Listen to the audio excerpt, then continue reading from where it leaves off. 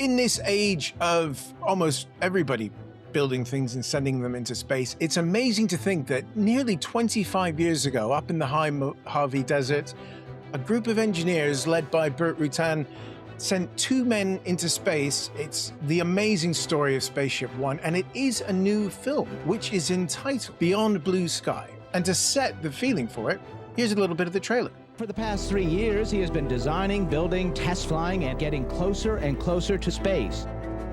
I'd like to request Black Mountain Supersonic Corridor. The ship had rolled upside down at 70,000 feet, zero G in the cockpit. It was pushing the boundaries, flying aircraft, and I was hooked. He has never flown at this altitude or speed. Today, he is expected to set records in both. One thirty. Cut off as soon as possible. Welcome to the Aviation Show, brought to you in association with the Pima Air and Space Museum. I'm delighted to say that I'm joined by the director and one of the stars, we'll call him, of this documentary as well.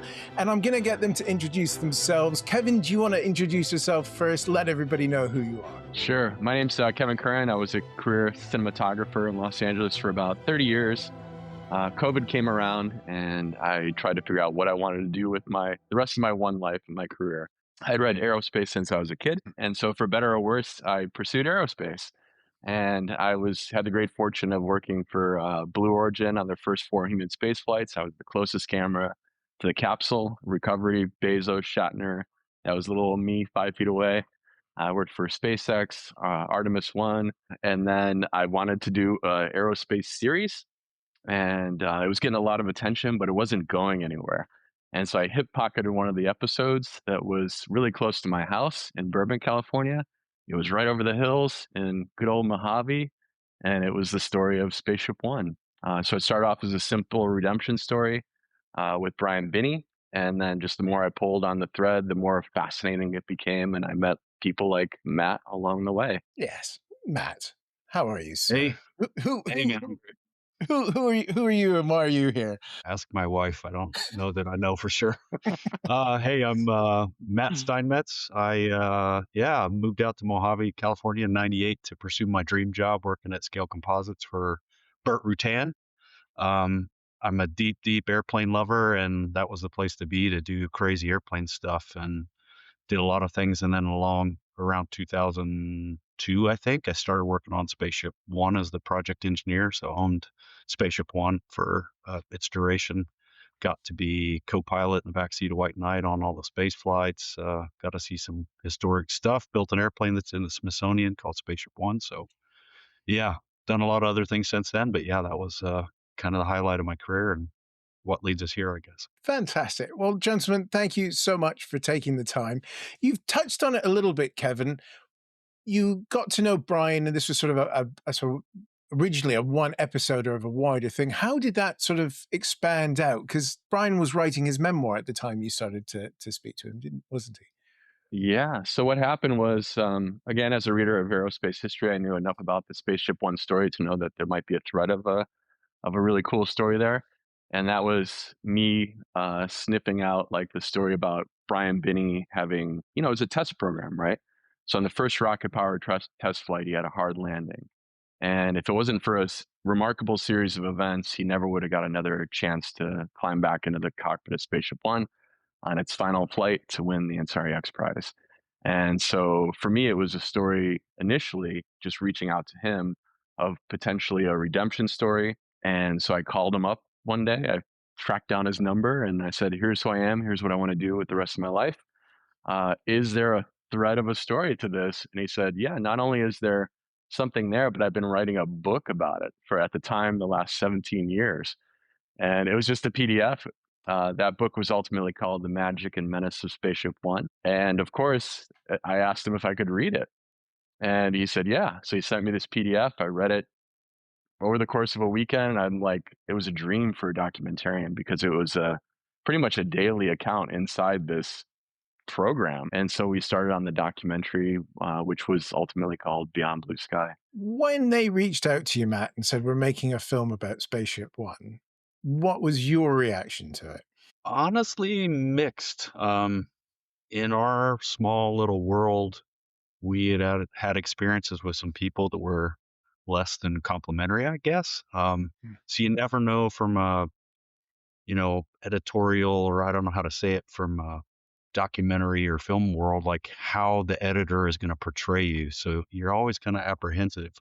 But I met Kevin through Brian and basically came with the recommendation, hey, we should work with this guy. And so I trust Brian, was good friends with him, worked with him through SpaceShipOne and, all the way until I left Scaled. And so, yeah, you're apprehensive, but ultimately met Kevin.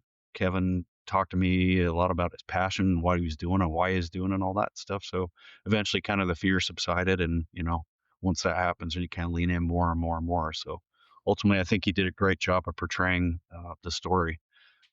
It's hard to imagine how you could portray that story in a negative way, but I'm sure there's always a way if you edit in such a creative way, I guess. But no, he did a great job, and so really proud of it.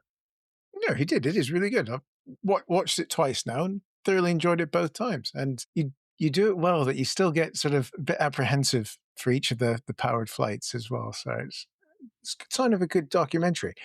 I guess the next thing we should mention is the fantastic footage of the flights, but also the behind the scenes bits. I guess, Kevin, when you found that Scaled had been filming all of this, you must have had your mind blown really for the different elements that you were going to be able to draw from and not just show still imagery. Yeah, it was interesting because I knew that Black Sky existed. It was a Discovery Channel program back in 2004. It aired. There was 2 episodes.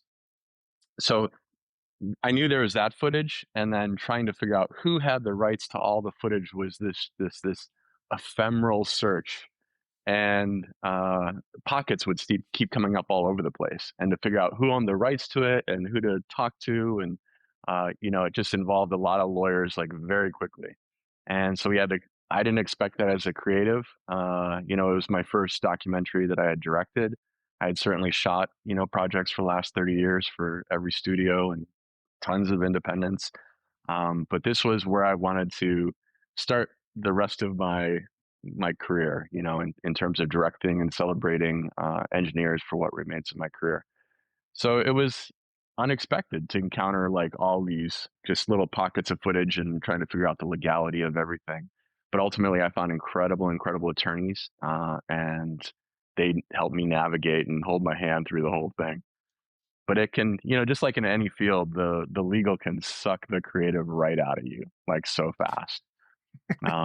So it's important to find good people in any walk of life to, surround yourself with. But yeah, good attorneys. Oh my God. I think they saved the film like multiple times, to be honest. Matt, what was that like? We're going to delve into the nitty-gritty, but being followed around by cameras, I guess that wasn't a usual occurrence for your usual projects at Scaled. No, not at all. And I mean, from a historical or contextual standpoint, Scaled does a lot of stuff some people know about and a lot people don't. And some of that's commercial and some of that's government stuff. The government stuff, obviously, there's reasons it's not out there and people don't know about. But the commercial stuff, a lot of different customers just don't want stuff to be known for, I don't know, reputational reasons and all that. And I think even Paul Allen early days was not out there broadcasting that he was involved with this thing. So for us, things mostly are in that world were locked down and you don't talk about it at lunch or with your family or anything else. So it was definitely unique. And then you start to see different people's personalities. Some people just flat out do not want to be on film for a number of reasons.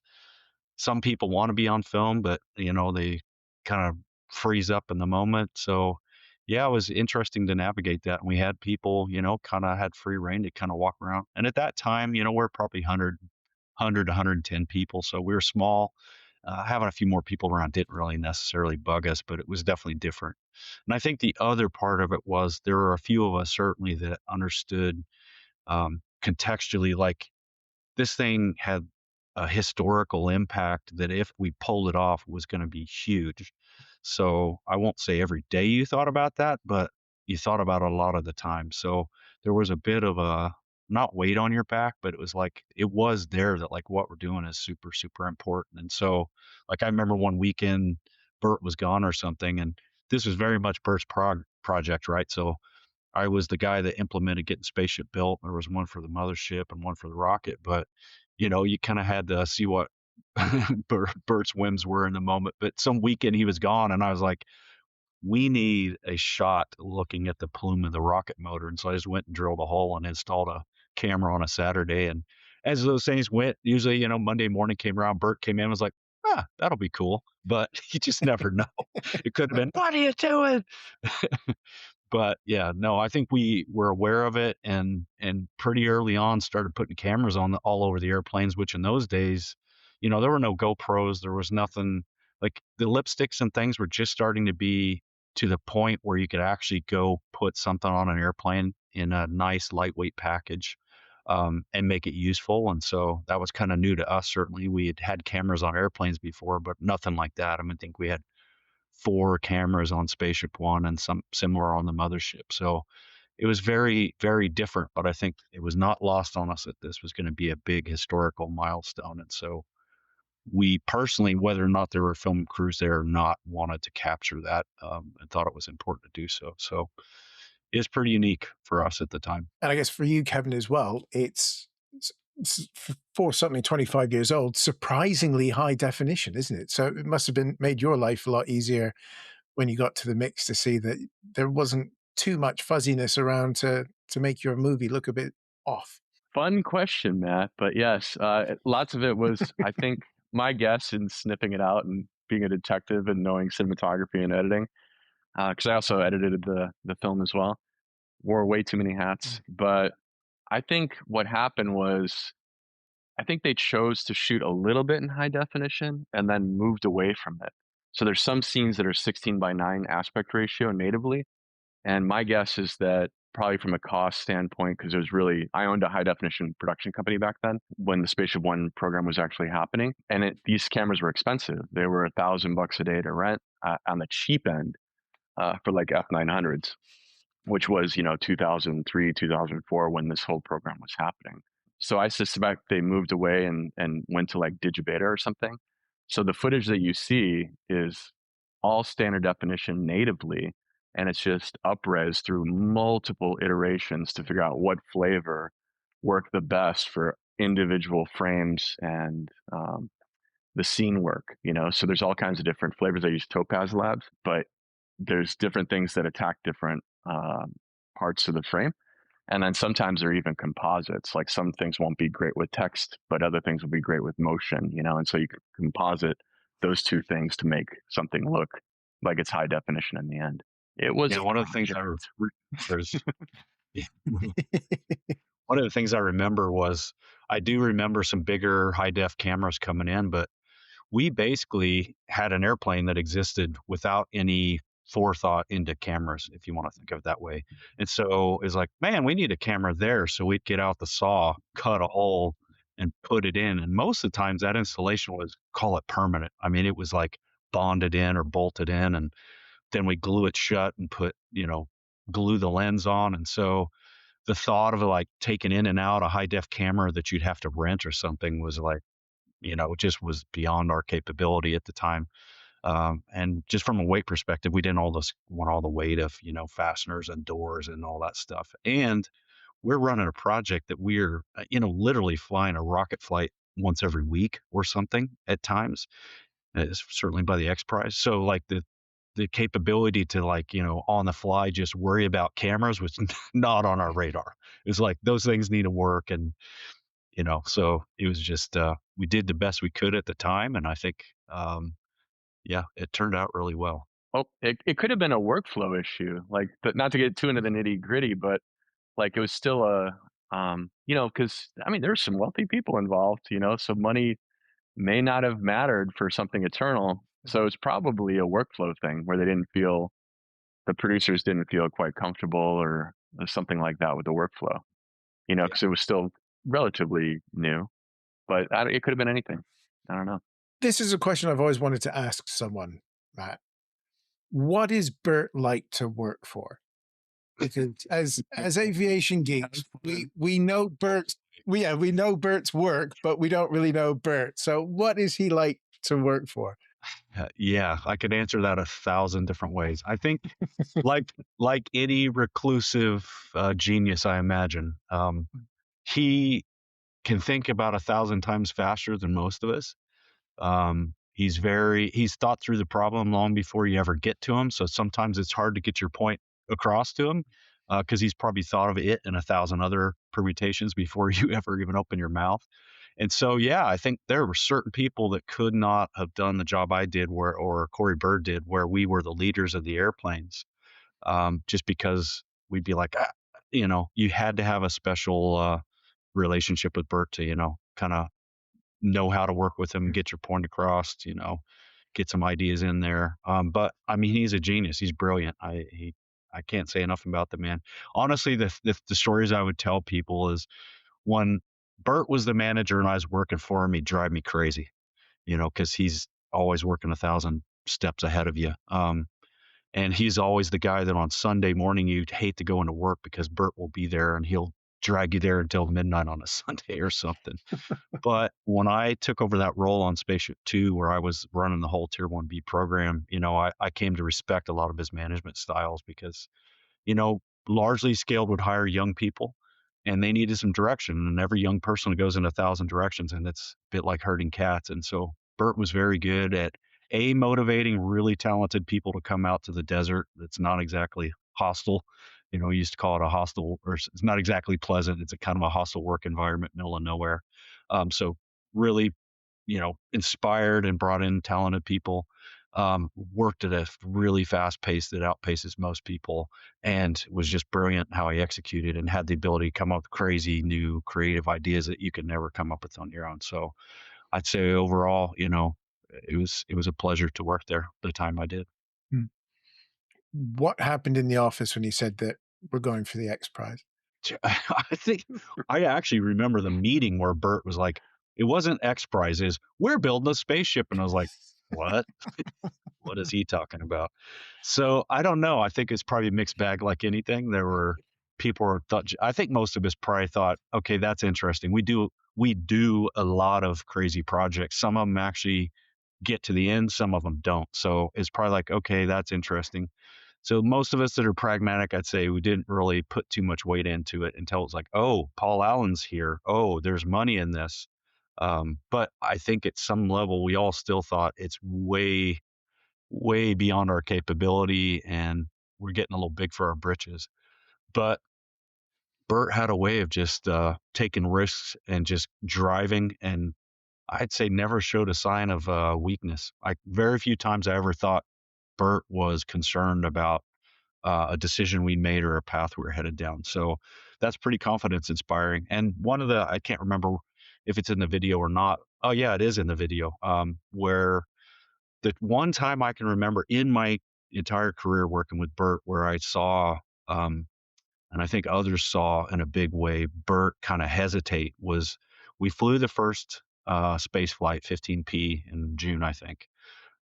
Barely made it space. I mean, there was 2 or 3 estimates like China Lake, maybe Edwards. I don't remember all of them, and the data on board, and had us making space and the lowest one by like 20 feet. And it's like, well, we just flew to space with one guy, nothing in the back, no ballast. We're not going to make the X Prize. And you could tell that Burt had a, uh-oh, we're screwed here moment. And one of the things that happened is he was going to literally, he's out searching the world for Sidewinder and Sparrow missile rocket casings, rocket motors, so that we could bolt them on the back of spaceship to get us that extra impulse to get to space. And I think everybody was just like, what? That is nuts. That's dangerous. That's everything we're against. What are we doing? And it was the one time where I saw the entire team mobilize, not against Burt, but just like, hey, should we try some other things first? And ultimately, kind of got over that bump in the road via some creative filling of oxidizer. But yeah, that was the one time I remember Burt not being like the guy that had no fear. And so when you got somebody like that at the helm, it's just like, let's go. And you're like, but, and he's like, nope, don't care. It's not an issue. Trust me. I thought it through. It's like pretty inspiring. Kevin, for a documentarian, that section of the film must have been just a gift to put together, because you've got the high of that first flight, all the bits that Matt's just explained about we can't do this. And then you have the sort of one of the focal points of your film talking about borrowing a bunch of Sidewinders from China Lake and strapping them to the back of Matt's beautiful spaceship. Yeah, I mean, the entire documentary is really about perseverance, right? It's a very special time for us. We're living in the shadow of people who have escaped our atmosphere, who have escaped the gravitational pull of Earth. That is an incredibly special time to be alive. And so I just want to celebrate, the people that pretty much opened up the commercial space area, or that helped show it was possible for a low price. And that involves perseverance and just creative problem solving with grace. And I think that transition from the first private space flight, I've heard 428 feet they made it to space, to figuring out how they were going to get to space again with 400 extra pounds of ballast, is just one of the many remarkable engineering choices that they considered and figured out and accomplished it, ultimately accomplished the whole thing. And so I'm just happy to be a small part of celebrating that team. Let's get geeky for a moment here, Matt. Oh boy. The shape of the spacecraft is aesthetically beautiful, but from an engineering perspective, what was the thought process that came into that shape, which is unlike any spacecraft? I suppose it's closer to say X-15 than it is anything that we've seen flown before or since, really. Actually, I'd almost say X1. Okay. From a fuselage perspective, I mean, X1 was shaped like a bullet because they knew whatever a 30-06 went supersonic, right? And at least that's the lore. And so I think here probably the shape had a lot more to do with Burt's whimsy, I'll say.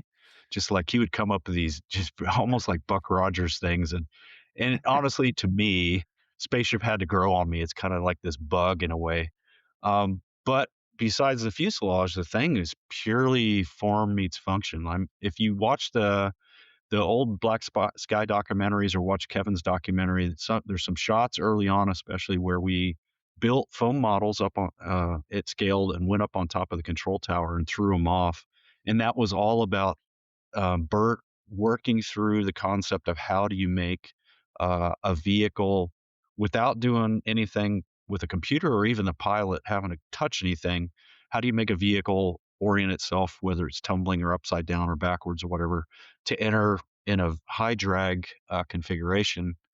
And I think historically, Burt was a huge model airplane builder. And so way back in the day, they had these things on free flight model called dethermalizer, where some mechanism would basically cause something to force the airplane into a deep stall where it would just kind of fall flat right where it was, instead of gliding off into the distance, never to be seen again. And so Burt had that history, and I think was working through a way that he could do something similar with a space plane, where he could take an airplane that had wings and could lift and use that lift to turn the corner and aim up, then to take those wings and configure them in such a way where the belly would orient down and you'd have a nice high drag, super stable configuration. Let's leave the pilot stick where it is. And I took the risk that we were going to have the first non-government manned space program, because for 50 years the industry had concluded it was impossible.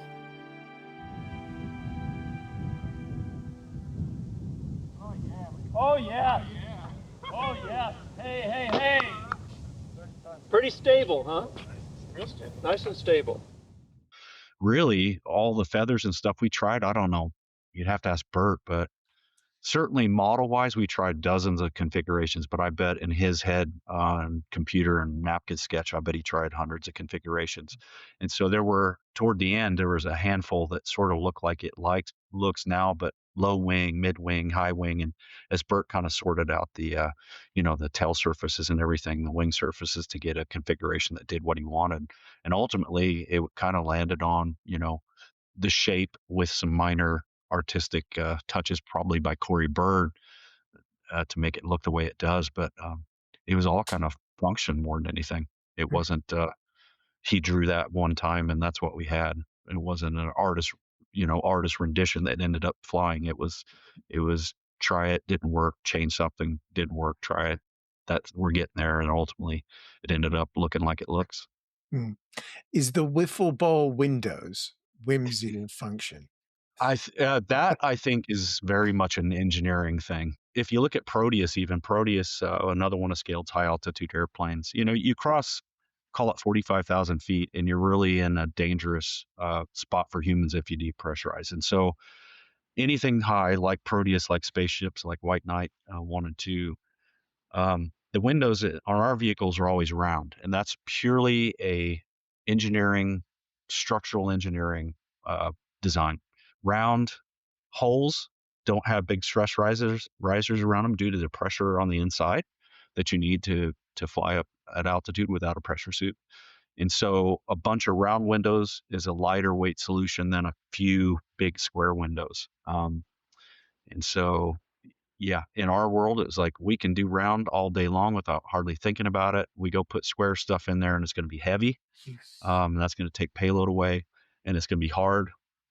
We're going to have to build a bunch of test articles and, test things in pressure tanks and all that. And so it's purely again, engineering function.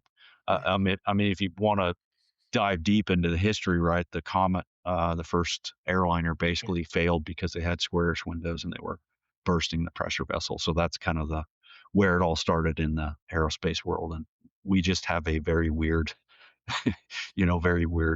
proclivity toward round windows, or I'm not there anymore, but scale still does that to this day.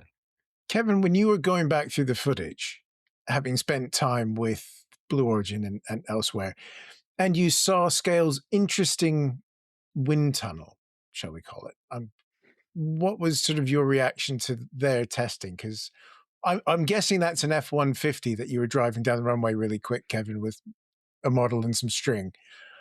Sorry, Matt. Yeah. Yeah, there it is. So, Kevin, when you saw that, what was your reaction? Did you just think that's gold? That's definitely going in? Oh, it's absolutely gold. I mean, it's funny because working for Bezos and Elon Musk, money's no object, right?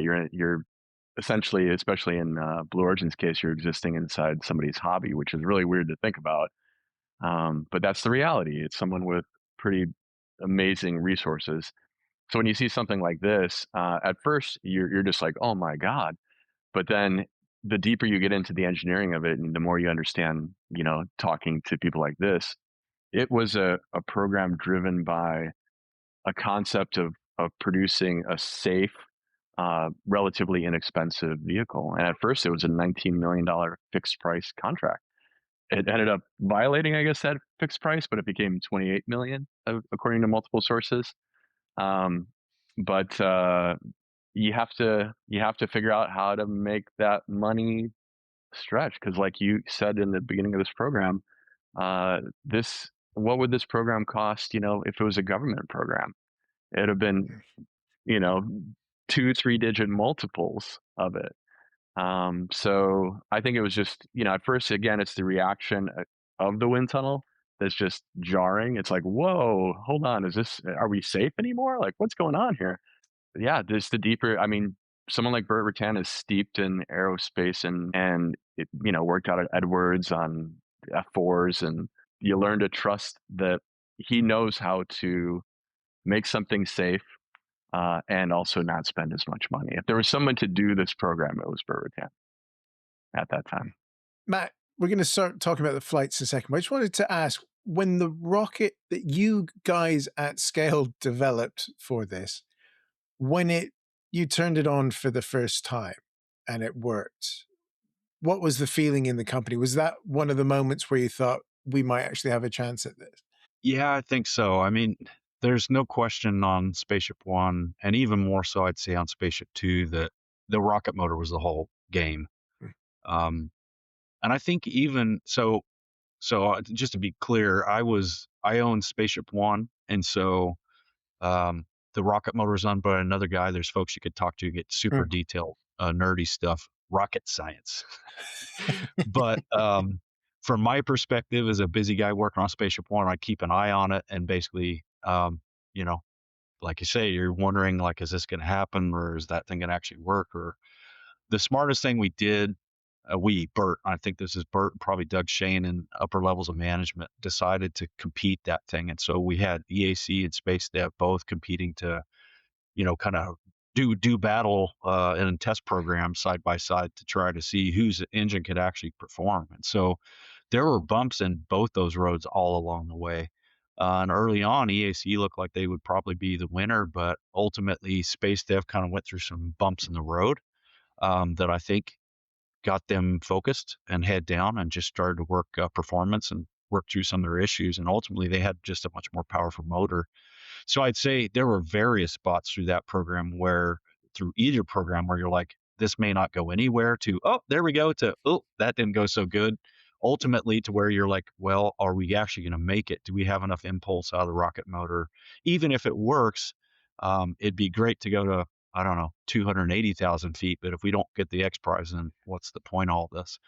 So I would say there was no clear, at any stage of SpaceShipOne, until we went to space, during the X Prize flights, there was no clear, like, slam dunk, it's going to happen on any front, whether that was avionics or a spaceship or a mothership or a rocket motor. You pick a major discipline, a major component of that program. There was never a slam dunk until it happened. I think by X Prize, certainly by X Prize 2, we knew it was possible, but even X Prize, the first X Prize flight, it's kind of like, well, we did all this stuff. We think we're pretty confident, but you just never know. I mean, and if you watch that video, it's, the documentary Kevin put together, it's really clear, like, every flight there was something new right up until the last flight, 17, when we won the X Prize. That was picture perfect, exactly like we predicted. Every other flight did something weird. So that's flight test. That's what it's all about. Kevin, would you be so kind as to introduce our pilots in the story? Because you've got three very interesting individuals with quite different backgrounds and things, and they bring an amazing color to the story as well. And we'll ask Matt about them in a minute. But who are the guys that who are the guys that are going to be strapped into Matt's contraption to go to space? Actually, before he jumps in, I am on an active airport. There's an F5 about to taxi by, so if the noise gets too high, just raise your hand or something.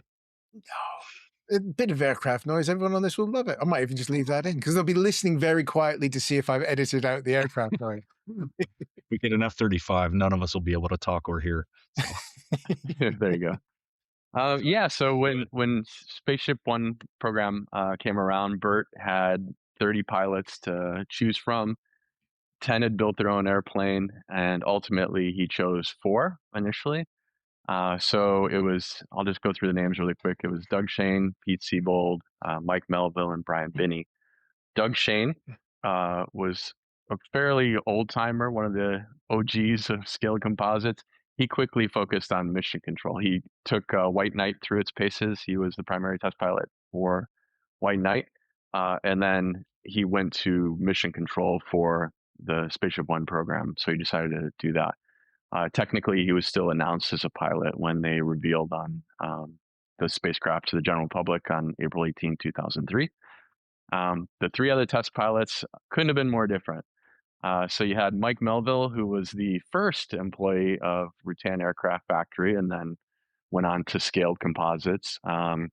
He was from South Africa, had never graduated high school, but was this unbelievably prolific machinist. He had built the very big one, like in his garage in Indiana, flew it out to have it certified by Burt Rutan, and that's why Burt Rutan hired him. I think it was the first very big one built, and Burt Rutan was just so impressed by it that he hired Mike on the spot as the first employee. So Mike was the kind of the go-to test pilot for Scaled Composites. He had flown more research first flights for Burt Rutan than anybody else. He was 64 when he became an astronaut. So he was getting up there. The second pilot was Brian Binney. Brian Binney was very different from Mike Melville. He was Princeton educated, Brown educated, advanced degrees, became a naval aviator for 20 years, had flown 33 combat missions in the Gulf War. Just, buttoned up military guy who didn't want to stop flying. And after his 20-year shelf life had expired with the Navy, found out he needed to essentially go to the commercial side at this point. And that's how he came to Mojave first. He was a test pilot and engineer for something called the Rutan for rotary aircraft or rotary rockets.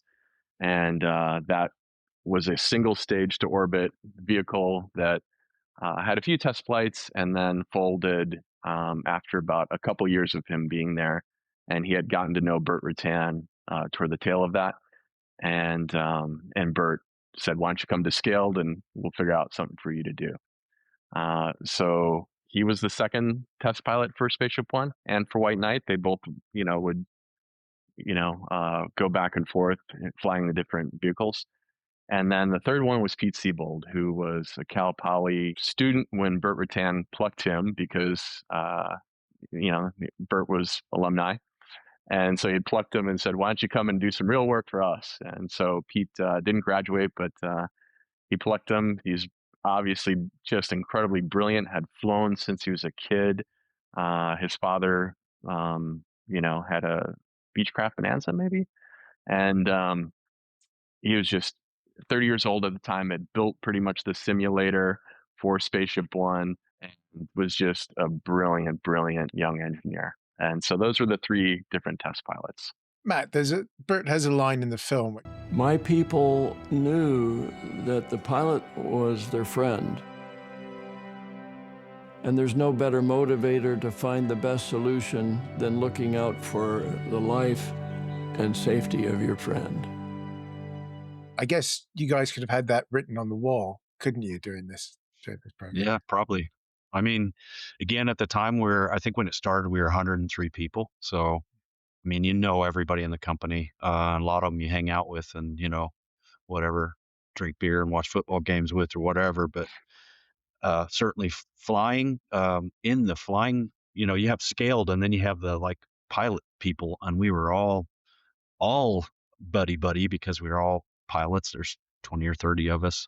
And yeah, I mean, you hang out with these people, you spend time with them. I know when I was working on building my Long Easy, Mike Melville helped me a ton, gave me the key to his shop. I used his mill, taught me how to do a bunch of machining stuff, just all this stuff. Brian and family, would have parties at the pool and they'd come over and hang out. So all of us were close. Even if all we did was work together, we were close. We ate lunch together. We were around each other a lot. Scaled programs, right, are super intensive. I'd say any airplane we built would average, call it a year plus. And so you do something that fast, you spend a lot of time with the folks you work with. And so all those guys all of us were close. And so, yeah, it's a pretty serious deal when you put somebody in the cockpit. It's not like, hey, that's the test pilot came down from the test department to fly the vehicle and I talked to him twice. It's like, yeah, you ate lunch with him, just before this flight or whatever. So it's a big deal. Yeah. The risk was not lost on us at any level. If you are an aviation buff and in the southwestern United States, visiting the Pima Air and Space Museum has to be top of your list. Not only are there over 400 aircraft there, including some unique types like the oldest B-52 in existence, the NB-52A mothership, the High and Mighty one, which carried X-15s aloft 72 times to set speed records that have never been broken on the edge of space. Pima Air and Space Museum is open 362 days a year and has everything an aviation geek could want. So do check out www.pimaair.org for more information. And of course, if you get bored with the planes, there are tanks across the street as well.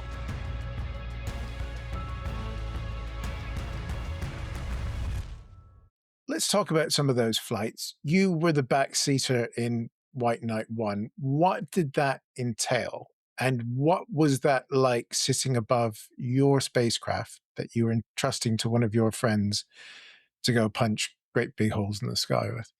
The interesting thing about that program, to step back for a second, is one of the strategies Burt and team came up with was that White Knight tested all the systems and a lot of the structures for Spaceship before we ever even, lifted a wrench, so to speak, on SpaceShipOne. So they had been out flying with the cockpit, with a bunch of the fundamental systems in White Knight for a long time. I luckily came after all those. So I'm sure there was some very interesting called ECS and pressurization and engine and all kinds of weird things that they learned during the White Knight test program. So I came after that. So early on, Corey Bird, the guy that owned the mothership, and me, the guy that owned the spaceship, we would alternate back and forth as the backseater. We call him Gibbs, guy in back. Because ultimately the pilot up front, you sit kind of two in back and one up front. And so I can't reach anything that he's doing. And so the cockpit was laid out for spaceship, and it had all the same instrument panels and stuff. A few of the systems were different, but the cockpit in the mothership was set up so that they could train spaceship pilots. So when you flew White Knight, you looked at the same displays. You would flip a switch that the ECS system was basically the same, but there were switches in the vehicle that did similar functions in the mothership that they would do for the spaceship, maybe just different stuff behind the cockpit. But because of that, it was really kind of laid out as a one-person jet. And so as a backseater, really my job was to not get in the way, keep my mouth shut, not operate systems as much as kind of follow the pilot, make sure we didn't miss anything, keep an eye on what I could, and if things were out awry, I would point those out and we'd go through it. So it's kind of like as a backup to the pilot in a way on systems, mostly in checklists and things like that. The main thing we did as backseaters is we had the handle to drop the spaceship. So if you hear him, I think it's in the video, in the documentary as well. You'll hear him say, "Hey, are you ready, Matt?" That's because if I'm asleep, no, the spaceship's not getting dropped today. So that was our claim to fame. And so I think by the first space flight, Corey had said enough of this. I think he was in back on a very hairy White Knight flight, and he said, "I'm out. I'm not doing that anymore." And so White Knight was interesting. Those flights were fun from a test perspective, fun, if you can use those words, because we always had engine issues. We had T-38 engines, the Air Force's trainer, or F5, and those engines are probably, I don't know what the envelope on them is, but it's relatively high speed and probably, just below sonic, right? So 0.7 Mach and 250, 300 knots and up. We were flying them at like 150 knots, so like Cessna speeds, and up as high as we could go. And so flame outs and afterburners falling out and streaming gas, all those things were normal. Like at 17P, Mike and I had one engine turned off and the other engine fell out of burner. So we were a single engine, 2-engine jet. And so I kind of freaked out and because we just lost an engine at altitude. But and oh, by the way, if you're the mothership, you're screwed because the spaceship is a glider. It is landing on your runway. If it blocks the runway, you're going to go find a piece of desert to land in, or Edwards Air Force Base or whatever. So emergencies for us were sometimes, interestingly, more emergency than spaceship. But I don't. Anywho, sorry, I got off in storytelling land. I forgot the question. Let's interrupt there. Why didn't that make the movie, Kevin? That sounds really exciting. Oh my God, there's so many things that didn't make the movie, but I've heard all those comms from that's the X Prize winning flight. Oh yeah. So I've heard all those comms from Mike and Matt coming back down, and it is hairy. And there's multiple flights like that, but there are so many things when you're trying to curate something down to 90 minutes that just don't make the cut that you would love to make the cut. But yeah, that was one of them. Again, think about it in a big picture, right? So we have a test program of 2 airplanes. Now, White Knight had, I don't know, 50, 60 something flights, a lot of flights before Spaceship ever flew. And that's why we use it as a platform to test spaceship systems, because we could go up and fly all day long, do 5 flights and test that spaceship system. Spaceship had 17 total flights. That's insane. I mean, to think we went to space 3 times as part of those 17 flights, I mean, that's just nuts. My Long Easy had more flights before I did anything scary. And it's just a basic airplane that somebody else has already designed and, they work. So, I mean, yeah, every one of those flights had stuff happening, whether that was system stuff or, I mean, again, big picture, I don't remember, Kevin will remember, but I think it was the first space flight, or one of the early space flights, it's new, shut off the instrument that tells you how to fly, tells you the horizon, tells you your velocity vectors, all works. It shut off. And Mike rode it for several more seconds to get the test point. Who's coming? Mark. Good night. Got some roll trim, Mike. Left roll trim. 10 seconds. Little right roll trim. Canoes on the blink. Last to canoe. That normally is it shuts off, we abort the mission, come back, we rebuild it, we do 3 flights, we blah, blah, blah, blah. We flew that flight. He just kept going, got the test points. We came back, fixed it the best we could, and then went for an even higher, more aggressive milestone on the next flight. So there's tons of stuff that happened that isn't out there, like tons. But yeah, it was the flight right before the first place fight. So it's important to note that, and I learned this as well, even though I had read lots of aerospace history, that the original intention was to go to space. That was it, right?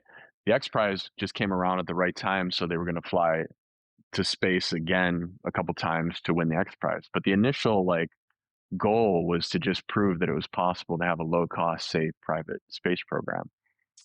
So that flight in particular was the one that was before the first space flight, and the flight before that didn't get some of the data points that they needed. So Mike felt some pressure to keep on going, even though he was supposed to abort when your avionics go out. He just kept the black up around the nose by looking out these little wiffle ball windows and just kept going for several more seconds, like to Matt's point, to get the data points that he needed. So it just really shows, it's unfortunately a aspect of test flight that's being lost, right? Is this human component where these people are these amazing, maybe, I don't know what you want to call them, but just risk takers, right? Like in the moment, just computing all of that to be able to still say, I know all of this dynamic of this program where we're sitting at this point in time. I know I need these specific data points still. I'm going to keep going, but that was Mike especially. I feel like he was that person. Yeah, for sure. Steely-eyed missile men, I think, is the Air Force term from back in the day, wasn't it? Yeah. Let's talk about Mike and Brian, because Brian, of course, has the heavy landing after the first powered flight. Mike's character comes through in the work he does with Brian to get Brian back into the rotation.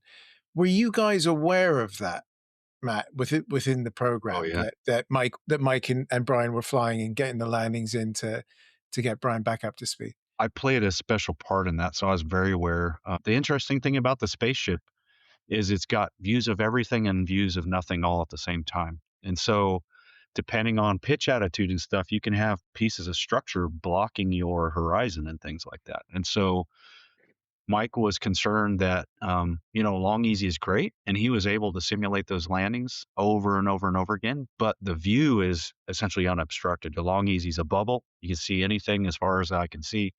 And so he wanted to put Brian in there in a more realistic situation. So he said, if I wanted to do the wiffle ball, how would you do it? And so on a weekend, I think I took the spaceship model. I had a long easy model because I was building my own at the time. And so in CAD, I went and I figured out if I was to put a piece of poster board, basically, I don't know what to call it, hood around a long easy around Brian so he couldn't see out, and then project the eye line and put circles on there so they would have those little, wiffle ball holes in the right spot, so he could actually see what he would see as if he was in spaceship. And so they flew a bunch of flights with that spaceship wiffle ball hood, so that Brian would actually have to see and land and, do a good job landing with the actual aesthetics and, what he could physically see. To put this in perspective, and this talks a lot about Mike, even more so about Mike. So that was his airplane that he built. He's taken Brian under his wing. He's going to now go blind him effectively. All that Mike has in the back seat is the stick. He can control pitch. He can control roll. No rudder pedals, no brakes. He has strakes. The Long Easy has these big strakes on the side of the wing. So at some level, your view is obstructed in the backseat as well. So think about the courage, the I don't know what to say. Like there's so many adjectives to describe like how much courage that takes to sit in the back when you're effectively out of control and train somebody who has had a hard landing. I mean, it just shows how good a soul and how big a heart Mike had that he's like, I'm going to get Brian there and I'm willing to risk my airplane and my life. It's effectively to do that. I mean, it's mind blowing. Kevin, Brian had another interesting encounter as well, didn't he? When he was trying to get his head back in the game, he had a bit of help from someone else. We're not going to go too deep into this because I think it's covered well in some of your other interviews. But what happened that sort of gave him a lift? Yeah, I mean, I can only assume you're talking about like after the first hard landing. This is part of the story where I didn't expect it coming in, because I had an aerospace background. I initially studied electrical engineering. Nobody showed me the creative outlet, so I pursued film and television. But when I first pursued the story, again, it was a simple redemption story. So I remember like 6 weeks in, because now it's in Brian's book, this whole story in Magic and Menace to SpaceShipOne, but it wasn't at the time when I saw the PDF, like when he allowed me to read the PDF of the book. And so he told me like 6 weeks into production, we're just sitting out in Rosamond having dinner. And he goes, Kevin, I got to tell you something. And I'm like, oh God, he's going to leave the documentary like this. It's all this time is going to be for wash. And he says, he goes, 6 days after I crashed, well, the hard landing of SpaceShipOne, I had an experience. And I'm like, okay, where is this going? And so what had happened was, he said he was having trouble sleeping a bit, and so he was awake at like 4 a.m. in the morning, just with his eyes closed. And I don't know how deep you want me to get into the storytelling of this, but I could certainly just tell the story itself, and you could edit it however you want. But so what happened was as much as you want to. Sure. So he saw flickering lights through his eyelids, and he thought somehow the television had just turned on. And so he opened up his eyes, television wasn't on, goes to the bedroom window where the flickering lights were coming from. Opens up the window blinds, expecting to see like police cars or something, had pulled over somebody right at the corner of his house in Rosamond.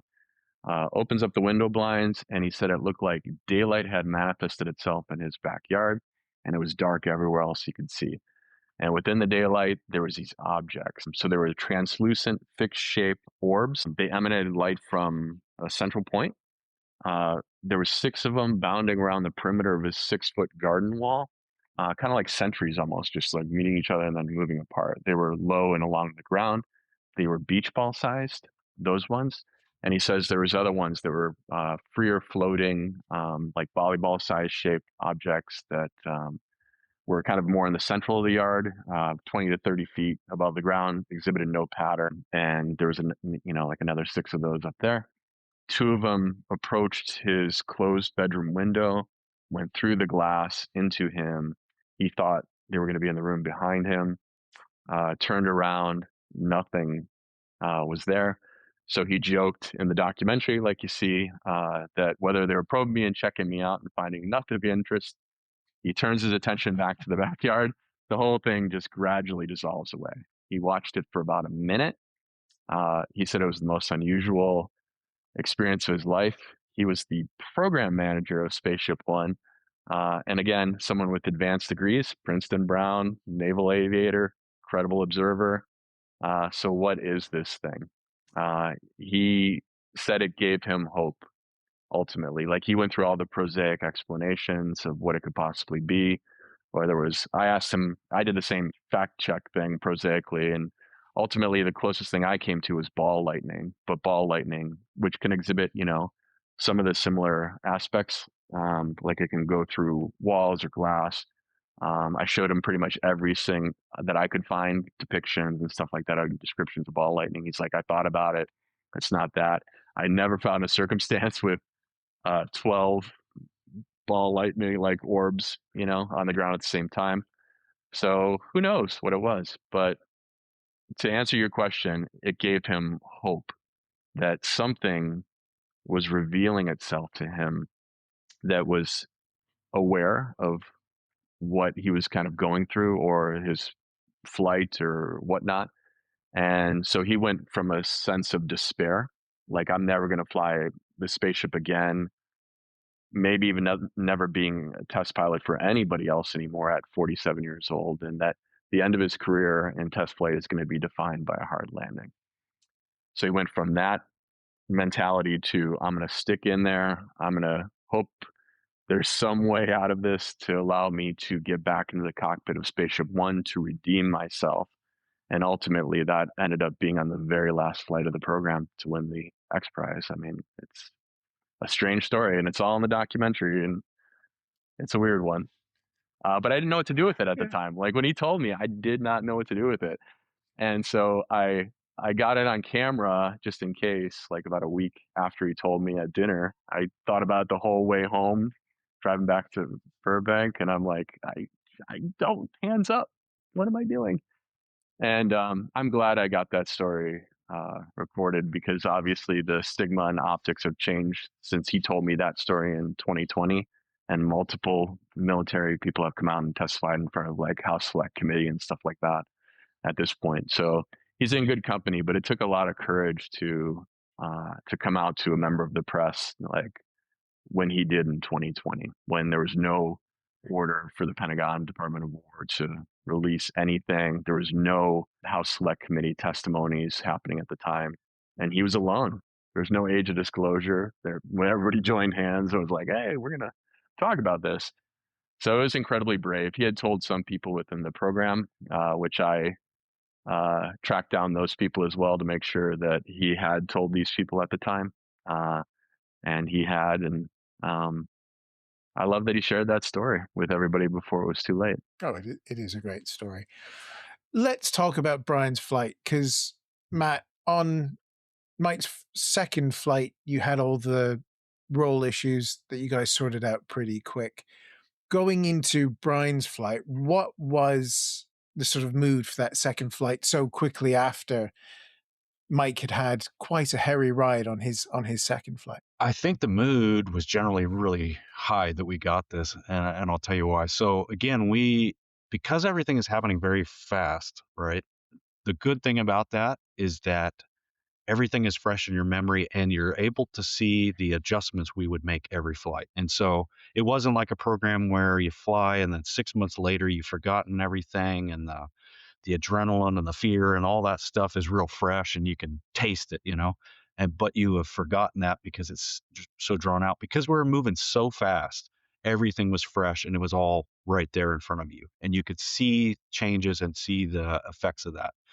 And so we had seen real short order over that summer, flight, make a change and see those effects, the positive effects of that in the next flight. You might uncover the next thing, but you saw the positive effects of that. And so as I recall it, and there's probably, Jim, Ty, and Pete and others probably remember it differently, but as I recall it, we went and flew that flight, came back, and within like a day, between Jim and Pete and the sim, I think Jim had hypothesized that it was due to, so when the airplane was at really low angles of attack, so just say neutral, it had so Dutch roll then started to be a powerful thing where within a yaw it could start wandering. And so there's that factor. And there's also, as the motor burns, because it's a fixed nozzle, there's no like control, right? It's just a fixed solid nozzle made of phenolic. And as it's burning, it's eroding away. We knew from the get-go that sometimes that thrust vector in the nozzle may point, because it erodes more on one side than the other. And so it was kind of worst case scenario where we knew this low stability around low angle of attack, and there was enough thrust asymmetry that when it had left the thick part of the atmosphere, it had yaw and it had this Dutch roll. So that started it spinning. And so Jim hypothesized, I believe, if I remember the story correctly, that if we had some angle of attack still on it late in the game, that now it would have more positive stability and it wouldn't have that issue. And so all they did within a matter of hours was determine that if we have some angle of attack, i.e. fly a shallower trajectory and do a bigger, longer turn to vertical, as opposed to the first flight where it was turn to vertical and just leave it there, that if we did that shallower turn, that we would have stability late in the game, and that would fix it. And then they hopped in the sim, tried all that, and it all worked really great. So I'd say the mood was high that we got this, and very quickly. It wasn't like, we're not sure what that was, let's just try it and see what happens again. It was, we have a fix, we have a hypothesis, the sim makes it look like our hypothesis works when we test it, and so let's go do that again. So there was never a flight where it was just like, let's go try again. It was always adapt, do something new, and go into that with, the test, the proof through the simulator that was going to work. And so that's what we did. So I wouldn't say any of us thought that 17 was going to be flawless, because that's just not the way in a test program. 17 flights long is not the way it goes. But yeah, the fact that that those issues were resolved didn't surprise any of us, and I don't think we thought we'd see them again. But you never knew. He gave you a bit of a fright when he lit the engine, didn't he? It's funny because, that's of all there's two things that Matt Stinemetze, me, is known for amongst my friends, and it's number one, all the hairstyles we haven't even talked about in that time. We can talk about that if you want to. But number two is, holy crap, that was close. And so that was, from the outside, it's like, whoa, he got scared. What it was with, you got to imagine you're in a jet at 50,000 feet. So you've got a headset on with, I can't remember if they're active headsets or not, but it's quiet other than the whine of the jet engines. And that's all you ever hear is ee. Scum status. Scum is go for release and ignition. And SpaceShipOne status. 3-2's go. Brian, have fun. I'm with you all the way. Thank you, Mike. 3, 2, 1, release. Lead and release. Arm, fire. Holy crap, that was close. Coming in 10 seconds, Brian.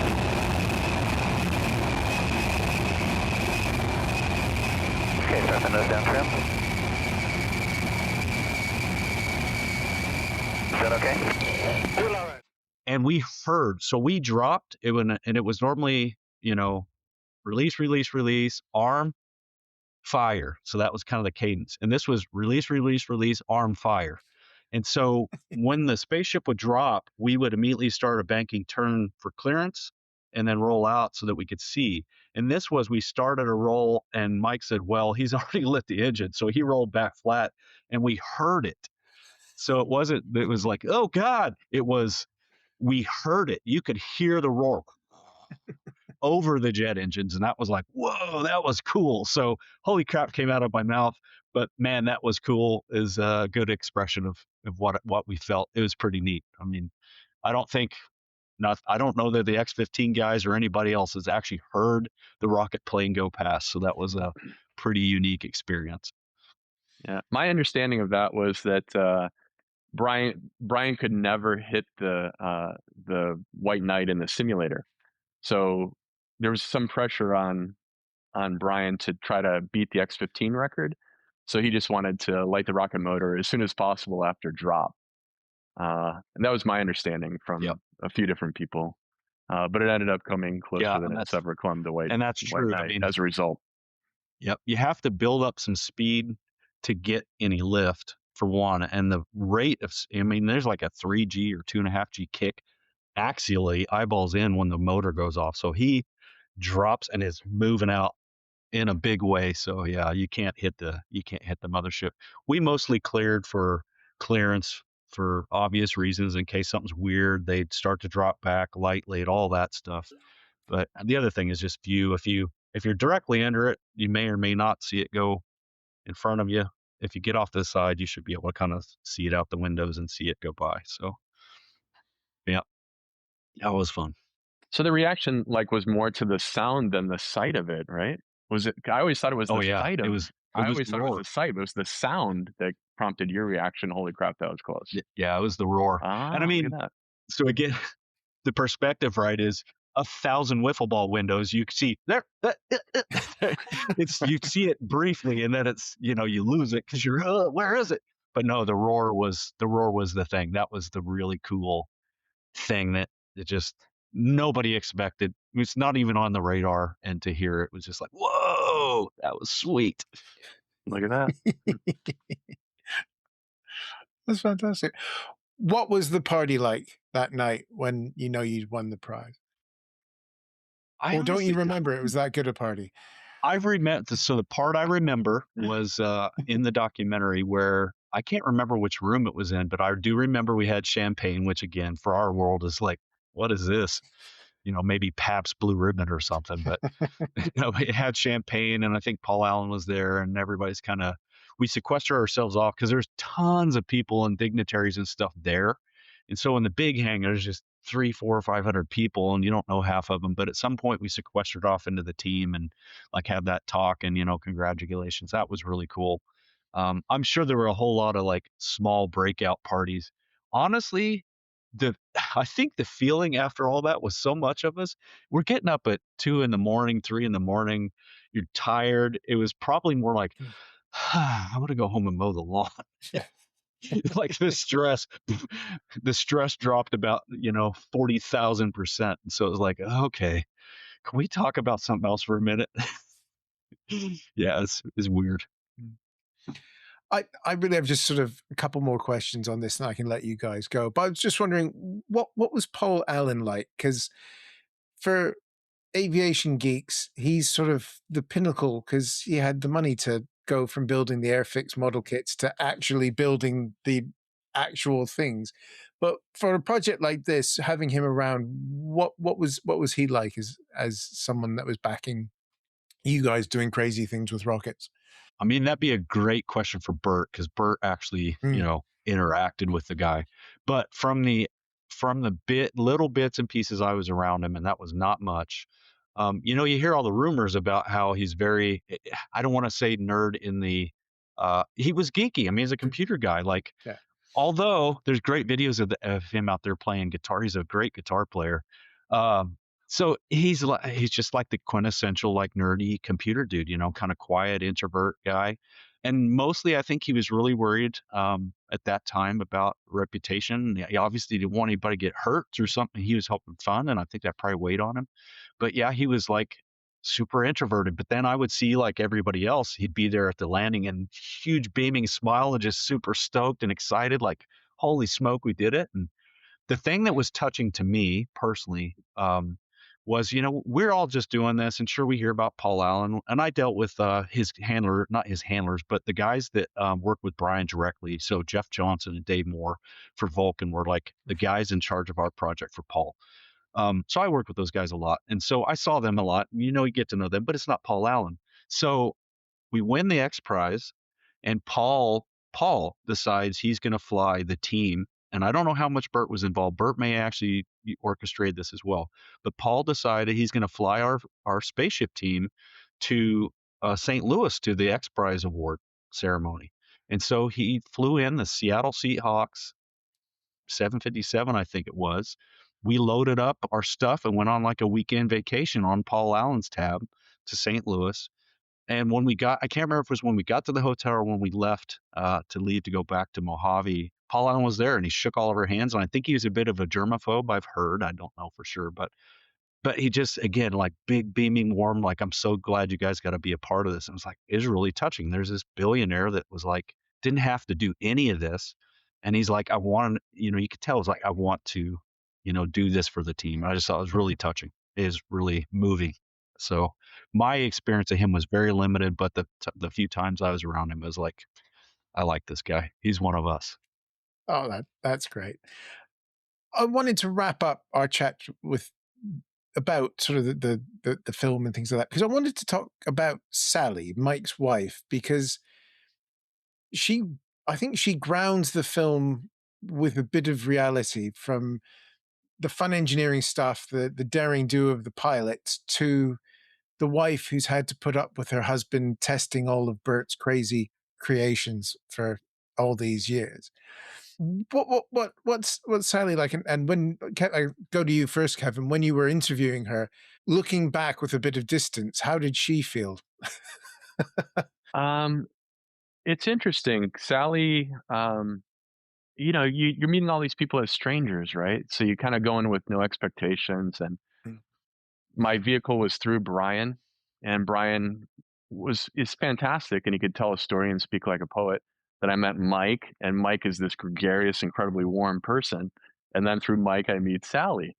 And Sally would say things like everybody in the documentary, but she had some moments that just put chills through me in the room, like, so there's that one time where she's talking about, like, I asked her a simple softball question, and it was clumsy. It was something like, put me inside the life of being the wife of a test pilot, not like your traditional answers, but something more nuanced and interesting. And I think that was pretty much the exact phrasing of my clumsy question. And she answered it by saying, and it's in the documentary, that she essentially planned Mike's funeral to the nth degree because she didn't want to stop somebody from pursuing their dream. She wanted to be supportive of that dream, but because of that dream being flying experimental, vehicles, she would plan Mike's funeral to the nth degree, like who to invite, what flowers to choose, all of that. And she goes, I did that quite a few times. And then I cut right to that first test flight of SpaceShipOne. But those were, everybody in the documentary could say pretty amazing things, but Sally, to your point, would put you inside the perspective of a little bit of understanding the risk real world, like that this program and this person that we all care about could end at any time with the slightest mistake. But yeah, she's a remarkable human being. I loved her. I thought she was a wonderful grounding influence in it to sort of remind you of the human aspect, because it's very easy to get swept up in the steely-eyed missile man part of it. But there we go. So, Kevin, the film is out now. It's available where? Give it a plug. Oh, give it its full title as well, because we've just been calling it the first bit. Yeah, you got to get the stuff after the colon. It's called Beyond Blue Sky, and then there's a subtitle, which will probably be in future iterations, but it's The Untold Story of the First Private Astronaut. So Beyond Blue Sky is the way to find it on Apple TV in 46 countries and on Amazon Prime Video in, for now, the US and the UK. I'm trying to get that geofence removed, but it's a little bit stickier than I imagined.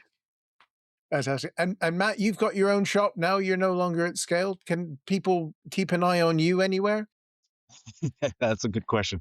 Mostly Facebook. I have a website, but I've never actually made it active because turns out you get business just by being out there if you know the right people. Yeah. So forth. Yeah, my business is called Protocomp, and I do engineering consulting for essentially whoever needs it. So yeah, still having fun. Brilliant. Well, gents, this has been a delight. I thoroughly enjoyed the movie. It was fantastic, and talking to you guys about it as well has been a lot of fun. So thank you for taking a chunk out of your mornings for me. And yeah, definitely to everybody watching, highly recommend it. I got it on Apple TV Plus. It's just Apple TV now, isn't it? And yeah, even better, I used my wife's account, so she paid for it. So there we go. Thanks, honey. So Matt, Kevin, thank you so much for joining us. Thanks for having us. I can't thank Kevin Curran and Matt Stinemetze enough for joining me here on the Aviation Show to discuss Beyond Blue Sky, the untold story of the first private astronauts. You can catch the film, as Kevin was saying, on Apple TV and Amazon Prime Video. Links are in the description below, and please do check it out because the film is a lot of fun and a fascinating look at an incredible achievement by Burt Rutan and the team at Scaled Composites. Next week, we turn our attention to more films, but this time from the 1950s, as I'm joined by David, the host of the Cold War channel, as we delve into the 1955 Vista Vision spectacular Strategic Air Command starring Jimmy Stewart. So be sure to like and subscribe so that you don't miss out on that. And until next time, thanks for joining us, and please do take care of yourselves. I'd like to say thanks to all of our fantastic supporters over on Patreon. If you head over to our Patreon page, you can join the fun from just £3 a month, plus a bit of VAT, get your name in these very credits, and get all the episodes ad-free and early as soon as I get the edit finished.